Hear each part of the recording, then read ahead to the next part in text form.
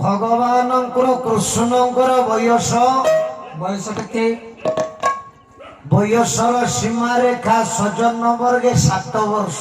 ବାବା 7 ବର୍ଷର ପୁଅ ବାମ ହସ୍ତର କନିଷ୍ଠ ଅଙ୍ଗୁଳିରେ ଗୋବର୍ଦ୍ଧନ ପର୍ବତକୁ ଧାରଣ କଲା। ବାପା ଓ କଣ କଲି ରେ ମୁଁ? ତମେ ମୋ ବାପା? ଅଡ଼ିଏନ୍ସ ଏତେ ବସିଛନ୍ତି, ଯଦି କିଏ ଓ କରିଦେଇଥାନ୍ତା ଅବସ୍ଥା କଣ ହେଇଥାନ୍ତା? ଦଳମଳ ଲୋକ ମୁଁ ଚଳେଇଦେବି ଆଉ କଣ।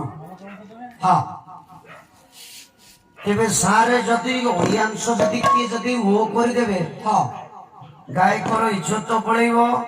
କି କଥା ଇଏ? ଘର କଥା ଆମର ଘରେ ରହିଯାଉ। ଆଜ୍ଞା ଇଜ୍ଜତ ପଳେଇବ ନା। ତେବେ ସାରେ କହୁନା ତମ ସ୍ତ୍ରୀର ତମେ କଣ ଓରିଜିନାଲ ସ୍ୱାମୀ? ହଁ କାହିଁ ସନ୍ଦେହ ହଉଛି? ଭୁଲ। ଆଡ୍ରେସ ମାଗ। ତମ ସ୍ତ୍ରୀର ତମେ ହଉଛ ଡୁପ୍ଲିକେଟ ସ୍ୱାମୀ। ଏଇ ଆଉ ଗୋଟେ କି ସ୍ୱାମୀ ଅଛି? ତମ ସ୍ତ୍ରୀର ଯୋଡିଏ ସ୍ୱାମୀ ନୁହଁ, ଖାଲି ଆଉ ତମ ବୋଉର ଯୋଡିଏ ସ୍ୱାମୀ। ସଂଯୋଗ କର। ତମ ଝିଅର ଯୋଡିଏ ସ୍ୱାମୀ। ରାଗିଯିବି। ତମ ଭଉଣୀର ଯୋଡିଏ ସ୍ୱାମୀ। ଥାଉ କଣ ଯୋଡିଏ ସ୍ୱାମୀ? ଖାଲି ସେତିକି ନୁହଁ, ଆଡ୍ରେସ ଦିଅ। ଏ ଜଗତରେ ଯେତେ ନାରୀ ଅଛନ୍ତି ସମସ୍ତଙ୍କର ଯୋଡିଏ ସ୍ୱାମୀ। ତାର କେତେ ବଡ? 5ଟା ବାର ଯାଇଛି, କେବଳ ତମରି ପାଇଁ କଥାଟା କହିଲି। ଓହୋ ମୋ ବାପା ମାନେ ଯେତେ ଜଣ ବସିଛନ୍ତି ସମସ୍ତେ ମୋ ମା ମାନଙ୍କର ଡୁପ୍ଲିକେଟ ସ୍ୱାମୀ। ଏଇ କୁଟି ଦେବେ ମୁଣ୍ଡକୁ। ଖାଲି ସେତିକି ନୁହଁ, ଆଉ ତମ ସ୍ତ୍ରୀର ସ୍ୱାମୀ ଯିଏ ମୋ ସ୍ତ୍ରୀର ସ୍ୱାମୀ ସିଏ। ଏଇ କଣ ସେ ଘଣୀ ହେଇକି ଏମିତି କରୁଛନ୍ତି ନା କଣ? ସେତିକି ନୁହଁ, ଗୋଲଖ ସ୍ତ୍ରୀର ବି ସ୍ୱାମୀ ସିଏ। ଏଇ ଏ ଜଗତରେ ଯେତେ ନାରୀ ଅଛନ୍ତି ସମସ୍ତଙ୍କର ସ୍ୱାମୀ ସେଇ ଜଣେ। ସେ କିଏ? ଶୁଣିବ ଶୁଣିବ ହଁ ନା ଇଏ କୋଇ ପୁରୁଷ ଅନନ୍ତ ଅନ୍ୟ କେ ହୋଇବ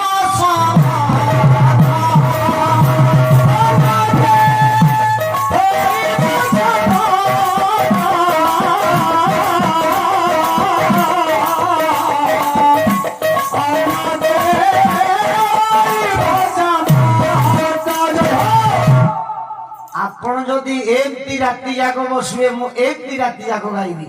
ଆଉ ରାତି ପାଇଯାଉ।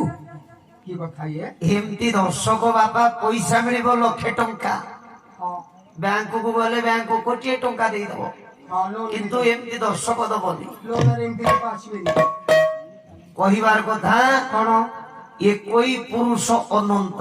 ଅନନ୍ତ ସଂସାରର ଜଣେ ସ୍ୱାମୀ, ସିଏ ହଉଛି ଅନନ୍ତ। ଅନନ୍ତ ତେବେ ସେ ଅନନ୍ତ କିଏ?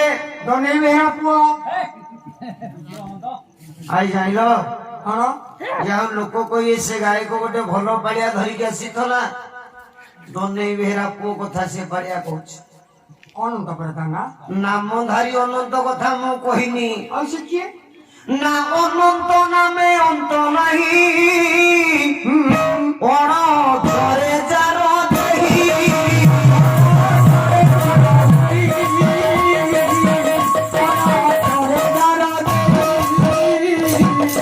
ଯାହାର ଆଜ୍ଞାରେ ପର୍ବତ ଜଳେ ଭାସଇ ସୋଲବତ।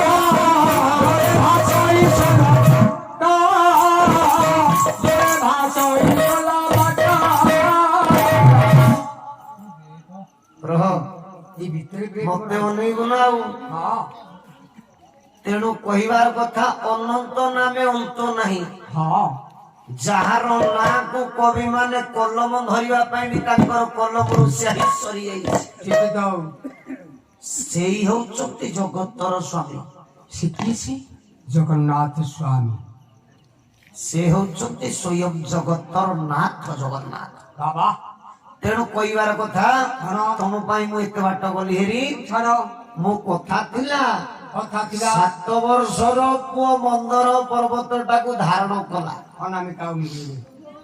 ସଜନ ବର୍ଗେ ହଁ ଏଇ ସମୟରେ କଣ ହେଲା କଣ ହେଲା କଣ ହେଇଛି କଣ ନା ସେଇ କୋଇଲି ଗୋପୀ ଭାଷାରେ ଆପଣ ମାନଙ୍କର କବି କହିଦେଲେ କଣ ନା ଛତ୍ର ଆକାରେ ଗିରିବର ଧରି ଗୋପ ସମ୍ପଦ ରଖିଲେ ମୁରାରୀ